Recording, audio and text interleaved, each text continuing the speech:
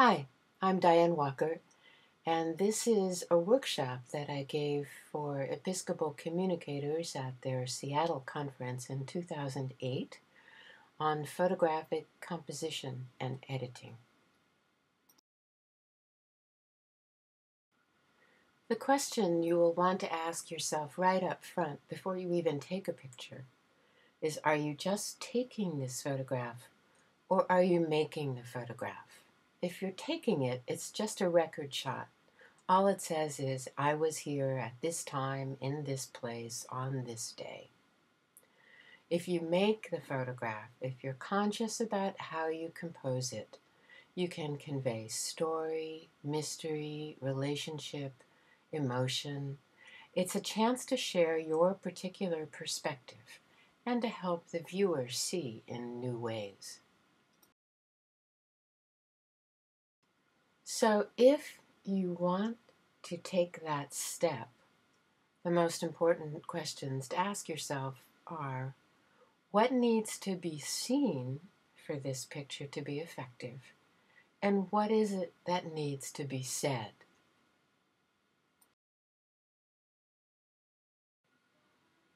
As church communicators, we spend a lot of time taking pictures of churches. What would the picture of the church on the left say? And what would the picture of the church, the same church, on the right say? And what are you trying to communicate here?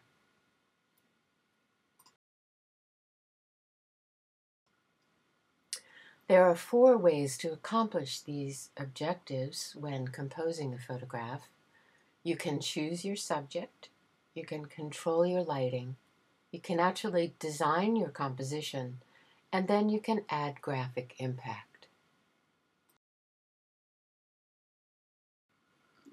If you want your photograph to tell a story or convey a relationship, you'll want to begin by choosing your subject.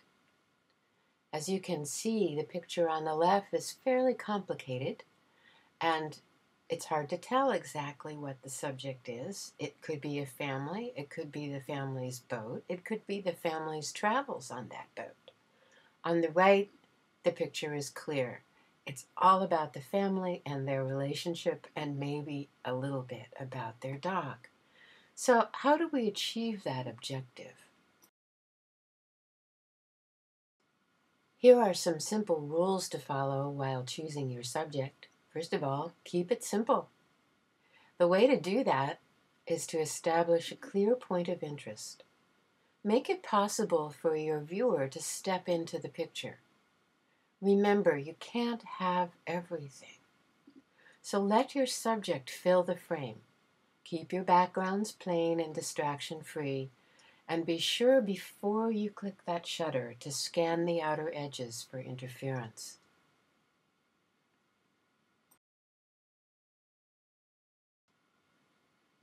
So what's your point of interest here?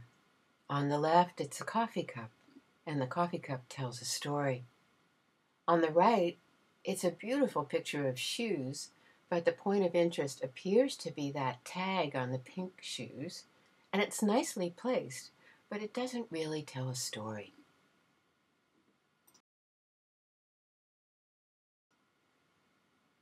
So what does it mean to invite the viewer to step into the picture? One way you can do that is by getting the attention of the subject. Even though you can imagine where the people on the left are standing, it's easier to feel part of the group when they're all looking at you, the viewer.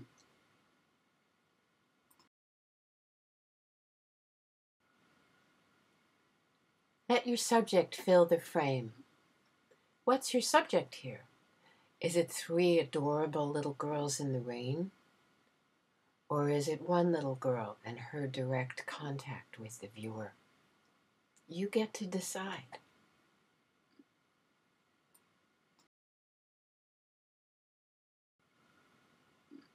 What do I mean when I say you can't have everything? Well, I guess what I mean is everything that doesn't make a photograph better makes it worse. So, yes, we've got all 3 kids in the left-hand picture, but you've got a lot of distractions, that bit of white wall at the top, that thing on the stairs. It looks like it might be some sort of stuffed snake. It's fun to have all three children in the picture, but it's a more effective picture if you just have the two on the left. Then all the distractions, with possibly an exception of something there at the top of the picture above the toucan's beak. No photographer is perfect, but anyway, you get the idea. And here's what I mean when I say keep your backgrounds distraction-free. Those white loops at the top and that strange straw thing over in the corner and the poster, and there's some kind of banner hanging there. You really can't see these two men. It's much more effective as a photograph when you've just got the two men in the trees and pretty much nothing else. If I were really good, I would have removed that pole that's sticking out of the head of the man in red.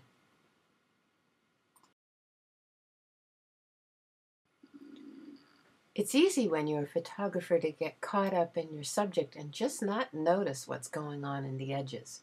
But we've got someone kneeling, and there's a stripe and a couple of extra feet in the background, and there's an arm on the right, and there's some kind of dark mark in the road on the left, and those other white stripy things.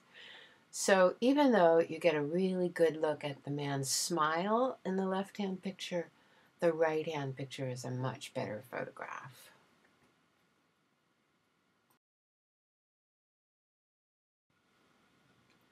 Once you've chosen your subject, it's time to control your lighting. I tend to shoot in the early morning and the late afternoon. I like the shadows that time of day. But I also like shooting in low contrast, in shade or on cloudy days. With high contrast, the challenge is where is the light? And shadows and highlights can cause problems. But you can always use a fill flash when necessary.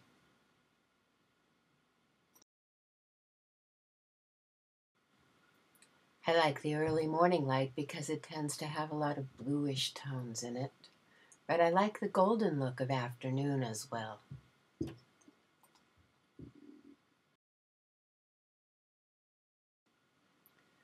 Shooting in shade or on cloudy days is particularly good for portraits. That way you can get almost all of the face and all the features are clearer.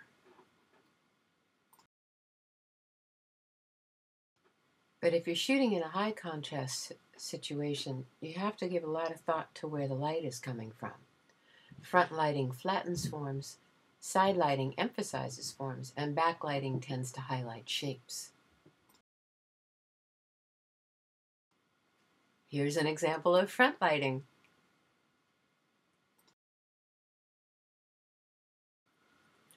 The face shapes of these twin sisters are beautifully emphasized by side lighting. And here's an example of the stark contrast you get if you've got something that's backlit. On the left, you can see that something being backlit will lose the face in the shadow. On the right, with the light coming in from the side, you can at least see the edge of her face and the edge of her form. Both these images were shot in high contrast situation, bright sunlight. As you can see, I compensated in the image on the right with a fill flash so that her face would show up. The biggest challenge with all high contrast situations is that you lose detail. Here on the left, you can see that the light has blown out the whole upper right corner of the picture and you can't see the detail. On the right, that's more balanced, and so you haven't lost the windows and the shapes of the buildings.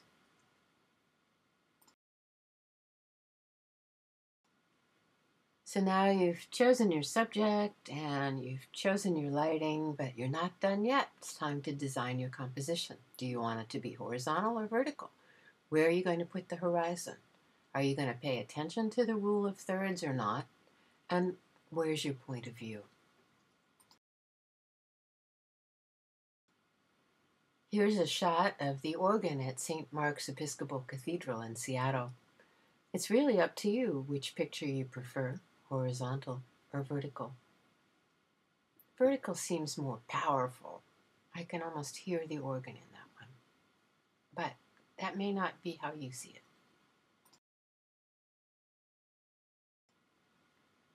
If you've got an image with a horizon in it, you must first of all keep the horizon straight.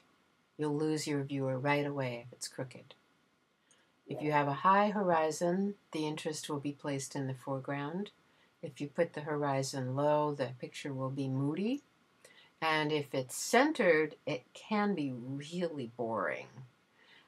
You have to be careful. There are times when you can have a centered horizon, but for the most part, it's not a good idea.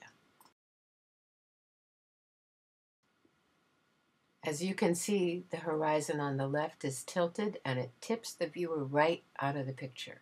Who wants to be there? The horizon on the right is perfectly centered, but because of the dark tree on the left and the person on the lower right, there's a balance that's achieved, so it works.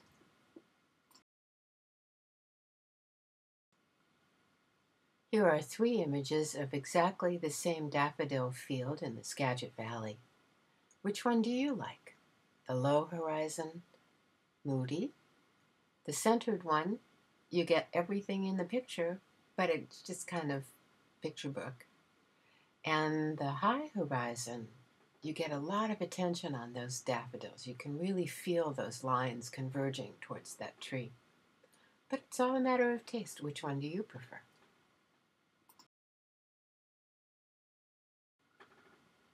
Here are some more horizon samples for you.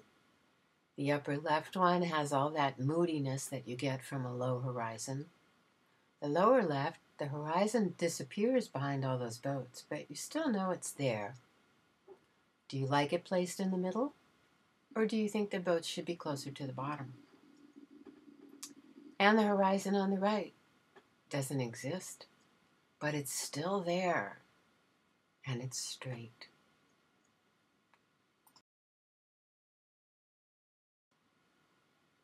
So if you haven't heard of the rule of thirds, basically think of it as dividing your picture up into a tic-tac-toe board. The center of interest for your photograph should be at one of the 4 intersections, not dead center, and not too far off into any of the edges.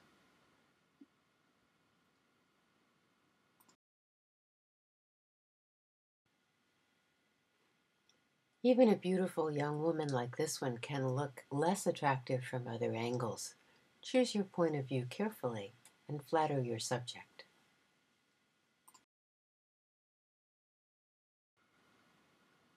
Once you've got all that in place, there are lots of fun ways to enhance the impact of a photograph. Framing, leading lines, angles and asymmetry, having subjects that face or move into the picture, and ways to add graphic appeal. There are lots of possibilities. Framing is just what it sounds like. Allow elements of the photograph to create a frame around your center of interest. It can accomplish great things.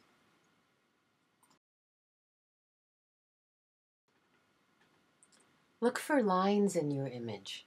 They can lead you straight to your center of interest.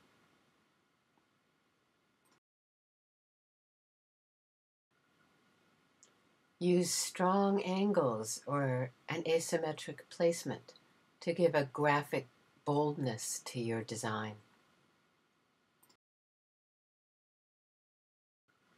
Here are some more examples of unusual angles that help contribute to the interest of a photograph.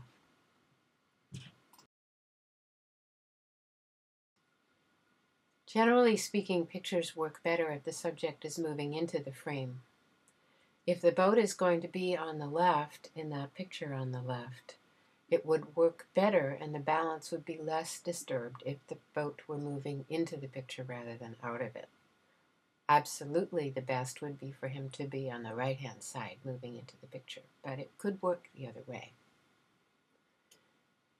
In the picture on the right, you have both an individual moving into a picture, but you also have the posture of that individual reflected by the tree on the left, which makes for a particularly strong composition.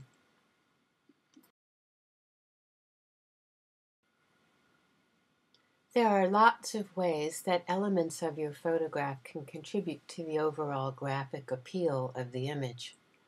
Shadows, fog. Open spaces give the sense of wonder or loneliness. Reflections, which I particularly love to shoot, add depth. Texture and patterns can be used to add or hold interest. And as I showed you before, leading lines are wonderful. Lines have a lot of magic.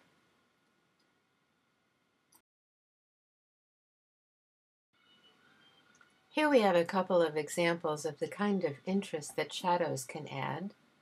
Those are Venetian blind shadows on the left on my daughter, and the hat on that man approaching the beggar in Venice leaves an interesting sense of menace in the picture, I think.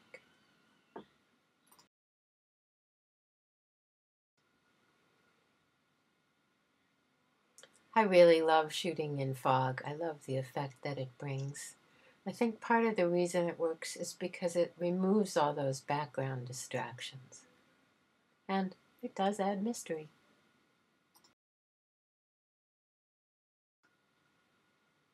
I also really like the effect you get with wide open spaces.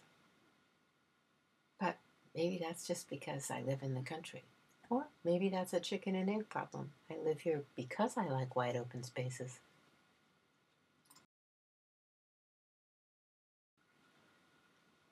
Reflections obviously add depth to a picture. Sometimes they can add a bit of a surprise, as in that picture on the right.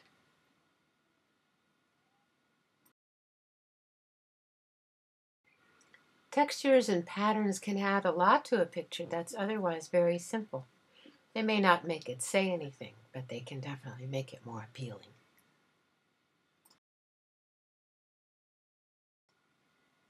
I really do believe lines are magical. I'm always looking for ways to shoot them. Doesn't matter if they're vertical or curved or diagonal. They just add something special to a picture. And here's the good news. If you didn't get all those pieces together when you were taking the picture in the first place, there's always editing and post-processing to fix some of the problems. You can crop for subject and balance. You can correct the lighting and the color. And of course, you can always add a little bit of artistic license.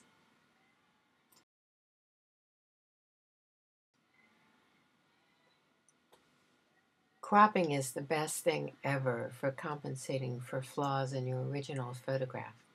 You can straighten the horizon, you can emphasize your point of interest, you can create the rule of thirds where it didn't exist before, and of course you can reduce the distractions that you accidentally found in your background.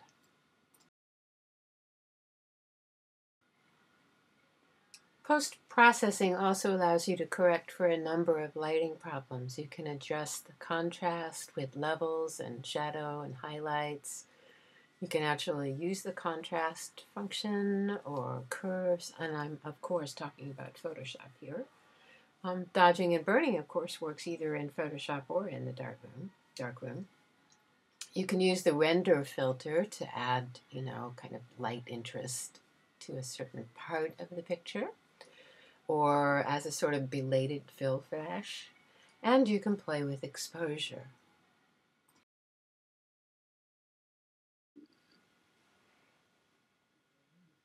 Here's what I mean by don't be afraid to play with exposure. Clearly the picture on the left is underexposed. I could have just added a fill flash with the render filter, but instead I adjusted the levels so that the highlights were pretty much blown out, and it creates a lovely sort of romantic, mysterious photo, and it is the photo she chose to put in the yearbook that year.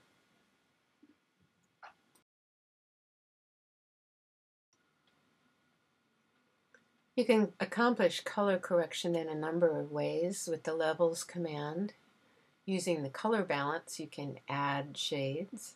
Photo filter, you can remove some of those awkward lighting problems you get shooting outside or indoors. Hue and saturation, you can completely shift all of your colors if you want, or just fix some reds and turn them more yellow, or some blues and turn them more cyan. And you can also play with channel adjustment, which happens to be my favorite way to create a black and white photo out of a color photo.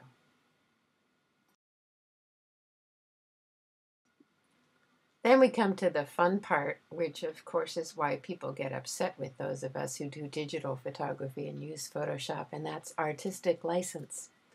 You have to be careful what you do, but you can add, subtract, multiply, and divide with that license. Here are a couple of examples of addition.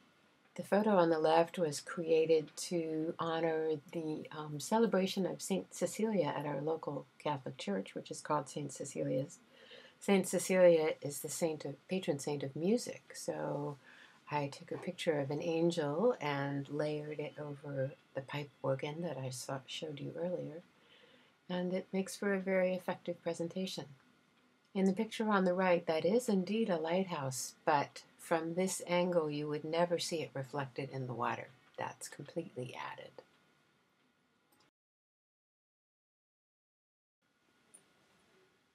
Here are two fairly classic examples of subtraction. In the picture on the left, I removed the big black branch from the upper right section of the photo, and one, but not all, of the telephone lines. Telephone lines are actually tricky to remove. They're not impossible, but it's challenging. And the picture on the right, I just took away a little of the jowls and the wrinkles, and she just looks, she's beautiful either way, but she looks a little bit younger in that second picture, and I think she was pleased with it.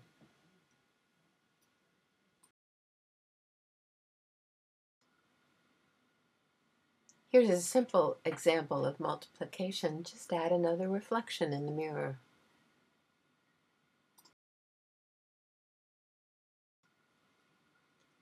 And division, of course, is just another way of talking about cropping, although in this case, I not only cropped, I also rotated.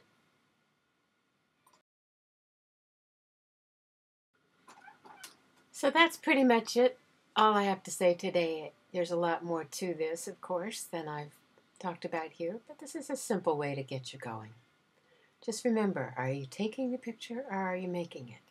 If you're making it, you can control the subject and the lighting, you can control the design, and you can fix any flaws in post-processing. So get out there, take pictures, have fun, and have a good day. Bye.